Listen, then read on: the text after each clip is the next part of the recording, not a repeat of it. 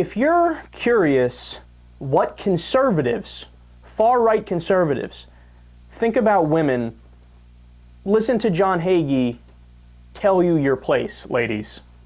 God paints the portrait of the ideal woman, and it takes time to mention that she is a mother. If the secular humanist of the 21st century took his brush to paint the portrait of the thoroughly modern Millie, it would be with a cigarette dangling out of her mouth, smoke twirling out of her nostrils, language that would make a sailor blush, even Rosie O'Donnell. Her breath would smell like a brewery, a condom in one hand and the feminist manual in the other, listing the local abortion clinics to snuff out the life that was within her body. Her allegiance is always to her career. Her children are latchkey children who come home and live alone until mother and daddy finally arrive after dark. Women can render service in many secular fields, but God says her highest and best field, in God's opinion, is that of being a mother. When she holds the next generation to her breast, when she rocks the next generation to sleep in her arms, she puts her fingerprints on that generation for time and eternity. She leaves her footprints in the sands of time. Abraham Lincoln said it best, the hand that rocks the cradle rules the world. When mothers instill into their children honesty, morality, responsibility, integrity, truth, industry, and a sense of honor, America's future is secure. But when mothers abandon those principles, America is finished. It's over. He says the ideal woman is a mother, a Christian, and she's in the kitchen and she knows her place.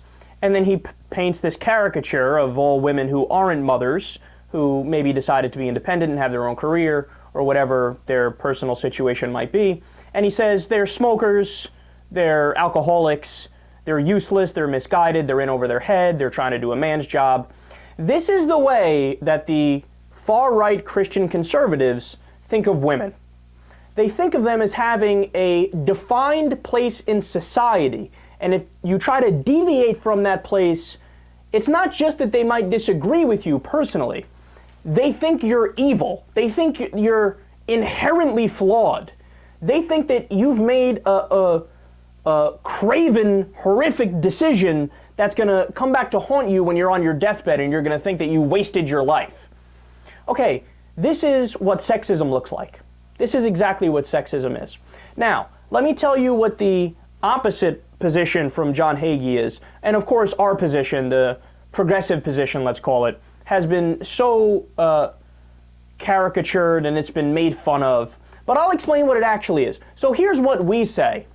If you're a woman and you would like to be a mother, and you would like to be a Christian, and you would like to essentially know your place, as John Hagee would say, and you would be in the kitchen and serve your husband, I got no problem with that.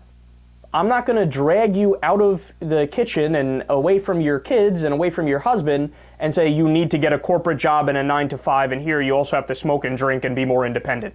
No, nobody's coming to regulate your life like that, okay? If you want to do that, by all means, go right ahead. I'll support you 100%. But what we say is they can do that if they want, but also they should have the option and they should have the same opportunity as men if they so please to get into the corporate world, to get into the business world, to have their own career, to be independent, to drink if they want to drink, smoke if they want to smoke, live whatever kind of lives they want to be. And yes, John Hagee may not acknowledge this, but there are plenty of women who might smoke and drink and be very career-oriented and not want to have a relationship and be very, very happy. I know it flies in the face of his worldview, but I gotta tell you, it's not a mythical being. It exists. I've met a lot of them. So what we want is for women to have all the options. You could do whatever you want to do. You could pick either one. We're going to keep all the doors open and by all means go whichever way you want.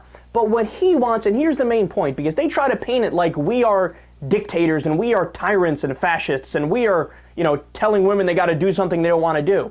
But no. He is doing that. He is telling women that this is your only thing. You can only be a mother, you can only be a Christian, you can only be a good wife. You don't have the option to do anything else. So he says one way and that's it. We say pick whatever way you want. So you tell me, which one do you think is the more reasonable position? Which one do you think is more pro-woman?